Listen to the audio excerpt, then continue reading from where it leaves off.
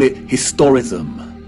Historism is a term coined to describe a style of architecture that is revival in nature, or in other words, copies the style of another period in time. The grand arches and buildings with giant columns we see are built in the classical or Greco-Roman style, and the cathedrals are built in the Renaissance and Gothic styles of medieval Europe. Components of these particular styles of architecture feature large spires, arched windows, towers, turrets, domes, arcaded arches, sculptures, enormous doors, circular geometric windows, columns, clock faces, and bell towers. Traces of this impossible architecture are literally found everywhere, in every city and across our world today.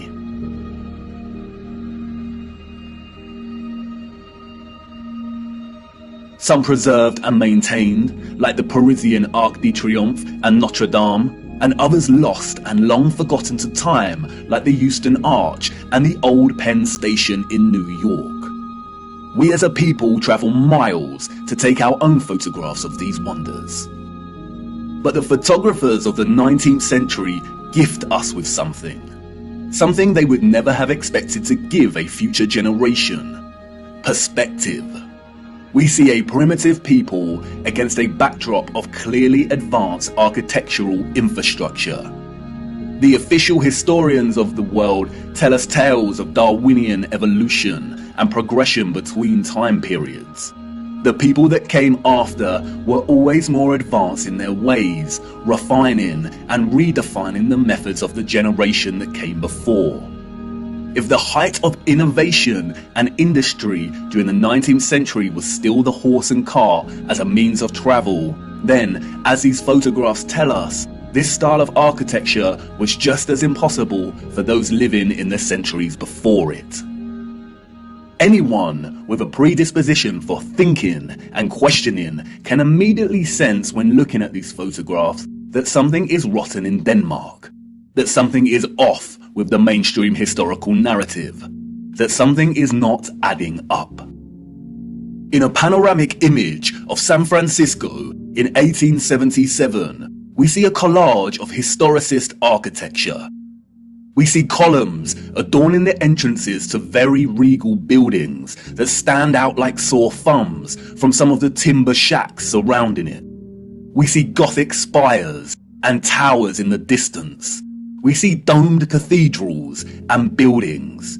We also see just how sprawling and huge the city has become. In 1846, there were under 500 Mormon settlers living on the area of land in which we now call San Francisco.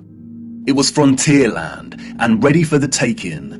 Between 1848 and 1849, with the start of the California Gold Rush, the population increased from 1,000 people to 25,000 people. 28 years later, this panorama was taken. The population at this time, we are told, was getting close to 200,000. Who in their right mind would believe this story? Does this look like a city of 200,000 people? Without any modern technology, power tools, automatic manufacturing, electric motors. A people in a strange, unfounded land, just making their mark. Do we really believe that a burgeoning people built this entire city in just 30 years? And again, such quietness, such stillness. This is a photograph of an empty city. Where are all the people?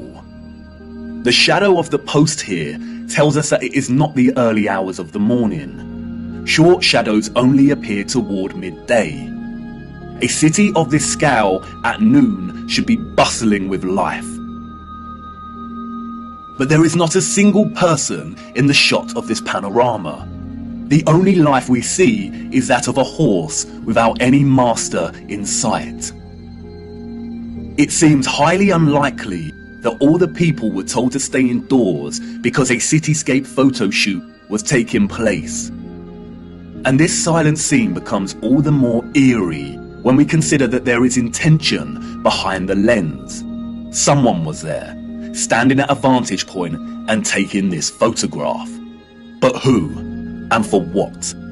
And what are the chances that in the 19th century, during similar decades, we see deserted Russian, European, and North American cities photographed like this?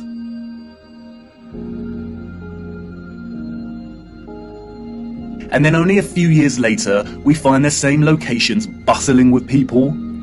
A people clearly incapable of building the architecture found in these cities. And what to do with these photographs? If we accept the narrative and these strange anomalies, then we stop here and get back to our busy lives. But the narrative we've received is not the truth. And we shouldn't accept any narrative, no matter how official and certified it is, unless it makes sense. The people we see in these photographs and their early ancestors could not have built the magnificent architecture we see. It is an impossibility.